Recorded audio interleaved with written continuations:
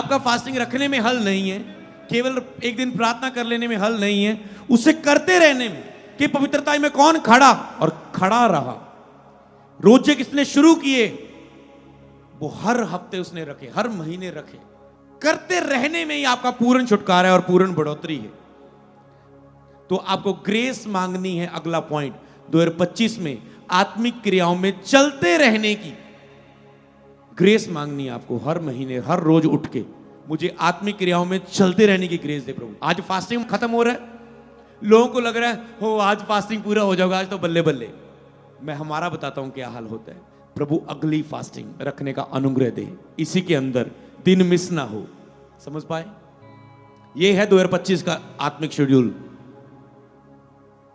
आपको ये बात को समझना है। तो अगर आप बीच बीच रखना चाहते हैं, मैं आपको बताऊं, अगर आपको जब 21-40 की कॉल आए, 7 की कॉल आए, चर्च की ओर से आए, पर्सनल आए, उसे प्राप्त करो, उसे फॉलो करना है 2025 में। जो भी आपको चर्च की ओर से फास्टिंग की कॉल आए, या आपको परमेश्वर की ओर से पर्सनल कॉल आए, या आपका कुछ पर्सनल डिसीजन हो कि अब मेरी लाइफ में ऐसा शारीरिक माहौल चल रहा है, मुझे इससे बाहर आने के लिए, आत्मा में जाने के लिए इतने फास्टिंग रखने।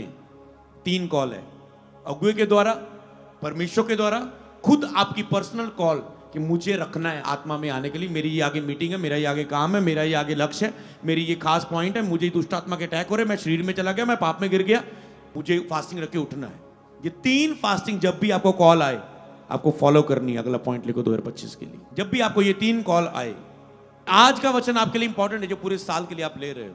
जब भी आपको कॉल आए फास्टिंग, आपको इसे फॉलो करना है। चर्च में आए, मुझे एक्सप्लेन करके ना बताना पड़े 2025 में वो फास्टिंग है, मैं 3 दिन बोलता रहूं, 4 मीटिंगों में प्रचार करता रहूं, हर मीटिंग में बोलो आ जाओ जुड़ जाओ। नो, मैं बोलूं फास्टिंग है और 600 700 800 बंदा चर्च में आ जाए। समझ पाए? 2025 में ऐसा फॉलो करना है आपको कि आपकी आत्माओं का मुझे लेखा देना है, आपकी आत्माओं का मुझे लेखा देना है। उसने मुझे रिस्पॉन्सिबिलिटी दी, तब सिखाने वाले की चमक बढ़ेगी। जो बहुतों को धर्मी बनाते हैं वे सदा प्रकाशमान किए जाएंगे। हालेलुया, बाइबल में लिखा है। तो कलीसिया को क्यों फास्टिंग में बुलाया जाता है? क्या हमें लोग चाहिए? हमने तो फास्टिंग में ऑफरिंग भी नहीं ली, हमने तो आपको फ्री में खिलाया, आपको फ्री में आपको पिलाया। टीम ने, चर्च के हमने काम रोके हुए हैं कि उनको फास्टिंग में बिठाया हुए। चर्च में 3 दिन से कोई खाना नहीं बन रहा है, सभी फास्टिंग में है। तो क्यों आपको बुलाया जा रहा है? मुझे पता है, अगर कलीसिया आत्मिक, प्रभु ने मुझे कल रात बुलाया, अगर तू और तेरे लोग समर्पणों में बने रहें तो एक सुंदर कलीसिया होगी।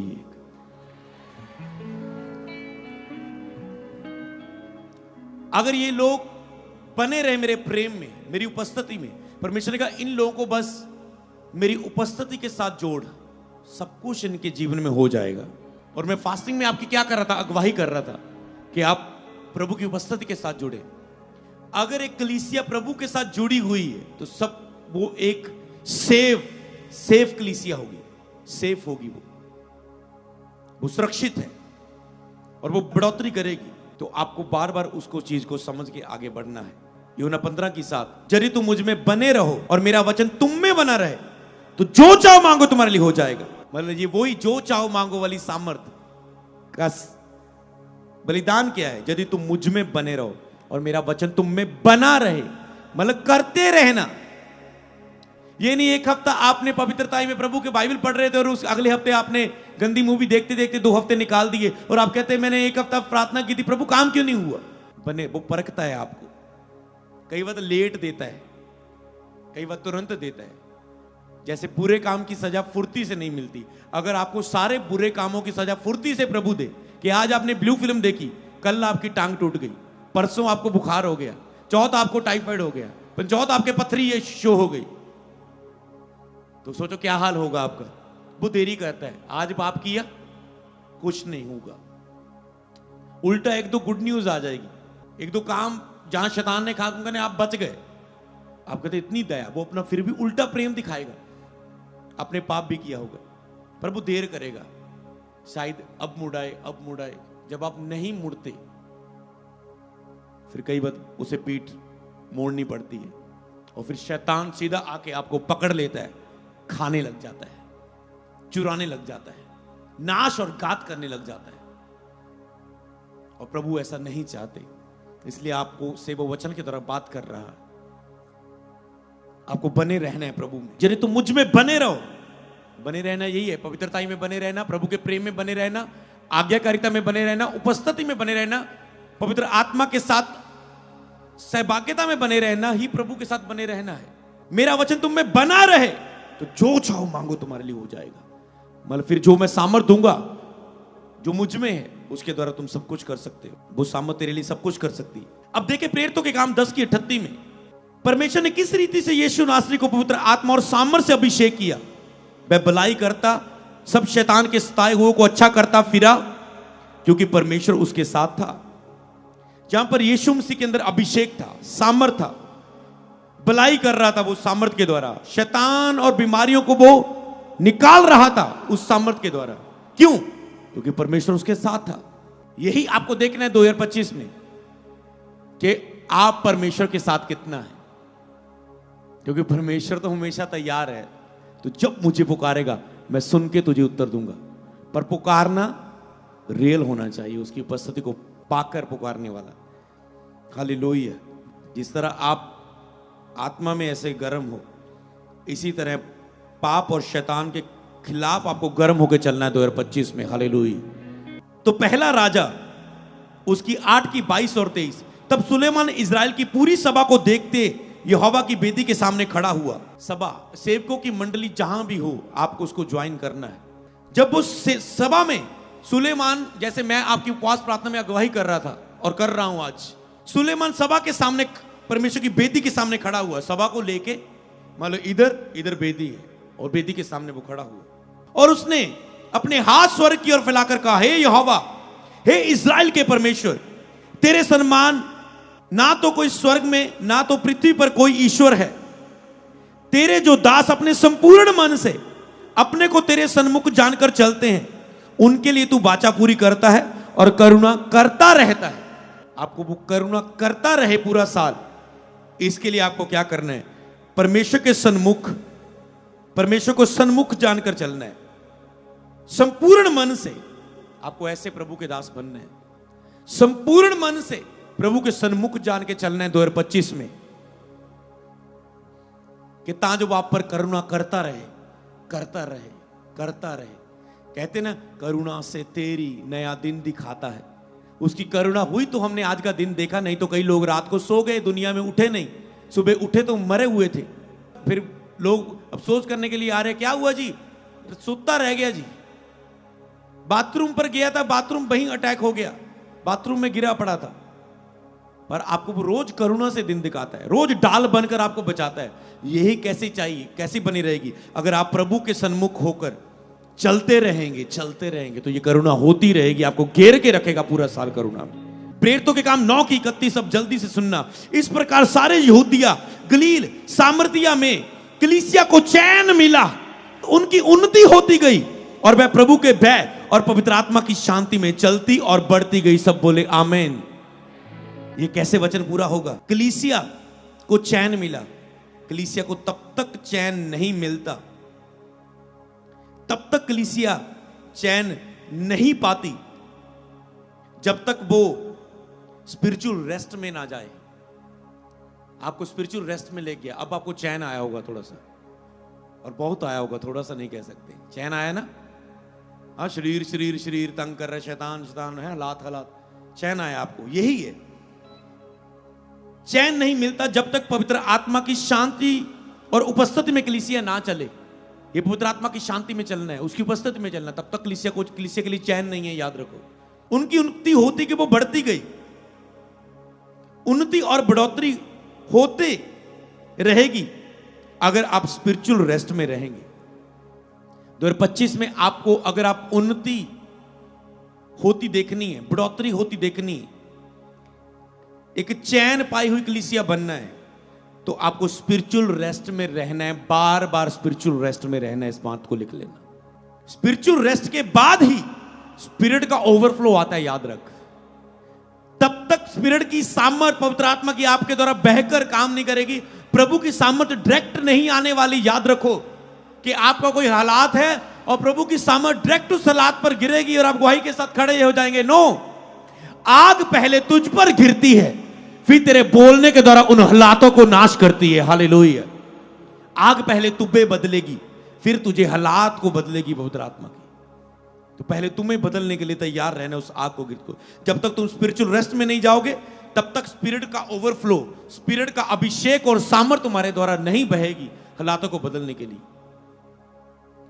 अगर तेरे हालात इस यहां पर खड़े हैं, तो तेरी लाइफ में सामर्थ का लेवल जब तक बढ़ के, अभिषेक तेरी लाइफ में बढ़ के उस हालातों के लेवल से ऊंचा नहीं हो जाता, तब तक उन हालातों का खात्मा नहीं होगा तुम्हारी लाइफ में।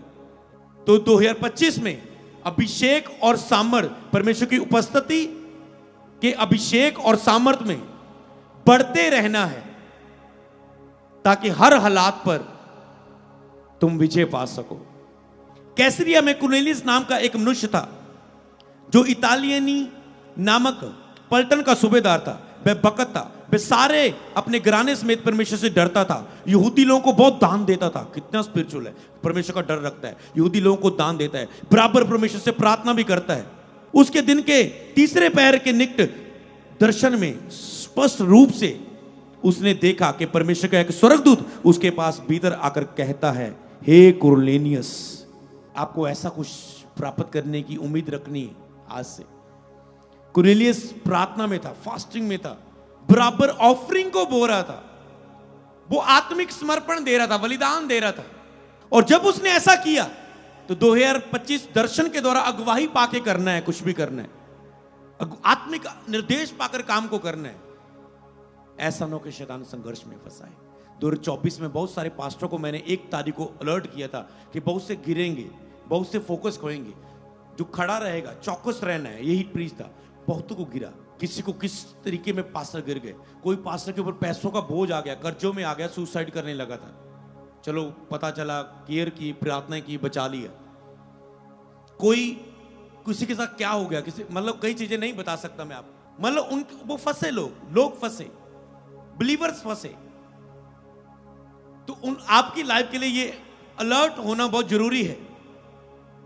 तो आपको जब वो खुद अपनी समझ से सहारा लेंगे, बाद में संघर्ष आता है, बाद वो कर्जे में फंस गए, ओ ये बिजनेस शुरू किया, लॉस हो गया। आपको आत्मिक अगुवाही पाके काम करने 2025, आत्मिक दर्शन में अगुवाही पाकर आशीषें लेनी है। अपने बल नहीं लगाने, अपने लिए मरा हुआ जीवन जियो, देखना कैसे तुझे उठाएगा। हालेलुया। और उसने दर्शन के रूप में उसने कहा, हे कुरनेलियस। उसने उसे ध्यान से देखा और डर कर कहा, हे प्रभु क्या? उसने कहा, तेरी प्रार्थना और तेरे दान स्मरण के लिए परमेश्वर के सामने पहुंचे। आपकी आराधना प्रभु के सामने बलिदान के द्वारा पहुंचे। आपके समर्पण, आपकी फास्टिंग, आपका बोना, आपका भलाई करना, आपका चर्च आना, आपका चर्च में सेवा करना, ये परमेश्वर के सामने उपस्थित किए जाएं। और परमेश्वर कुरनेलियस की तरह आपके लिए कहे, आपका नाम लेकर बुलाए कि तेरे दान, तेरे समर्पण ग्रहण किए गए। अब याफा में एक मनुष्य को भेजकर शिमोन को, जो पतरस कहलाता है, बुला। और पतरस को उसने कहा, बुलाया कि उससे जाकर वो उससे वचन सुने। प्रेरित 10:33 में लिखा है, तब मैंने तुरंत कहता तेरे पास कहला भेजा, तूने जो भला किया कि आ गया। अब हम यहां परमेश्वर के सामने हैं, ताकि जो कुछ परमेश्वर ने तुझसे कहा है उसे सुने। कहता अब हम तेरे और परमेश्वर के सामने हैं, ताकि जो कुछ परमेश्वर ने कहा हम तुझसे सुने। परमेश्वर डायरेक्ट नहीं बात करता था, स्वर्गदूत उत्तर दे सकता, हे कुरनेलियस तेरी प्रार्थना सुन लेगी दान। अरे बाकी बात नहीं कर सकता। स्वर्गदूत उद्धार का प्रचार नहीं करते। उद्धार का प्रचार करने के लिए परमेश्वर ने मनुष्य को, मुझे और तुझे चुना है। याद रखना। हालेलुया। स्वर्गदूत आके कह रहे पतरस को बुला, वो आया, पतरस इंसान आया, उसने उसे प्रचार किया, उसके पूरे घराने ने बपतिस्मा लिया, बचाया गया। हालेलुया। तो इसी रीति से आपको समझना है। कहते हम परमेश्वर के सामने था, जो कुछ परमेश्वर ने तुझसे कहा है सुने। 2025 संडे सर्विस मिस मत करना। आप साल में अपने आप से पूछना, संडे सर्विस मिस करना आपके लिए आम बात नहीं होगी, आप नोट करेंगे। 2025 में ईमानदारी में, साल के अंत में मैं आपसे पूछूंगा, क्रिसमस या न्यू ईयर के दिन कि आपने कितने संडे पूरे साल में मिस किए। आपको अच्छा रिकॉर्ड बनाना है, अपने अगुए के सामने भी और परमेश्वर के सामने भी। सोचो, मैं आपके उस बलिदान के लिए इतना एक्साइटेड होऊंगा तो परमेश्वर कितना होगा। तो 2025 में आपने सुनना है कि परमेश्वर ने अपने दास के द्वारा इस संडे क्या कहा, निर्देश पाना है। नहीं तो आप भटक जाएंगे। शैतान आपको पूरा हफ्ता कान में बात कर करके भरमा लेगा, चाहे आप ऑनलाइन हो चाहे आप चर्च में हो। आपको संडे का प्रचार मिस नहीं करना, बुधवार का प्रचार मिस नहीं करना। केवल संडे का नहीं, हर बुधवार का प्रचार संडे वाले लोग सुनते होने चाहिए। अगर मैं कभी पूछूं आके कि आपने इस बुधवार का प्रचार किन्होंने सुना, हाथ उठाओ, तो ऐसा ना हो कि केवल 50% लोग के हाथ खड़े हो और 50% उन्होंने ना तो लाइव सुना, ना ही तो काम से आके रात को सुना, ना तो वीरवार जाके सुना, ना तो शुक्रवार सुना, ना तो शनिवार सुना। इसका मतलब आप उस अनॉइंटिंग के लिए सीरियस नहीं है जो आपके अगुए की अनॉइंटिंग है। अगर मैं अपने अगुए का प्रीच ना सुनूं कि उन्होंने संडे क्या कहा, उन्होंने थर्सडे क्या कहा, तो इसका मतलब मैं उनकी अनॉइंटिंग के लिए सीरियस नहीं हूं। जी मैं आपको सीक्रेट बता रहा हूं। अगर आपने अपने अगुए का संडे का, मैं आपको अगुआ दिया गया हूं, अगर आपने संडे और बुधवार का प्रीच सुनने की एक्साइटमेंट आपके अंदर नहीं, तो इसका मतलब आप उस अनॉइंटिंग के लिए सीरियस, अगुए के लिए सीरियस नहीं हो, प्रचार के लिए जो खुदा का वचन है, तो आप परमेश्वर के लिए सीरियस नहीं हो। फिर आप जितना मर्जी ऊपर ऊपर से बोले, प्रभु मैं भूखा हूं, प्यासा हूं, क्योंकि आपने मेन कार्य को जो प्रभु ने ठहराया उसको फॉलो नहीं किया। हालेलुया। सबको जय मसीह की। मैं जतिन बब्बर और आप देख रहे हैं मसीह परिवार चैनल। जैसे कि आप सब जानते हैं कि मैं इस चैनल पे प्रभु के अलग अलग दासों की वीडियोस डालता हूं, तो अगर आपको हमारा चैनल अच्छा लगता है तो आप इस चैनल को ज़्यादा से ज़्यादा सब्सक्राइब जरूर करें, ताकि आप प्रभु के वचन को सुन सके। वीडियोस को ज़्यादा से ज़्यादा शेयर करें ताकि जिन लोगों तक वचन नहीं पहुंचा उन तक भी वचन पहुंच सके। सबको जय मसीह की। एक बार मैं आपसे दोबारा कहूँगा कि इस चैनल को सब्सक्राइब जरूर करें और वीडियोस को ज़्यादा से ज़्यादा शेयर करें। जय मसीह की।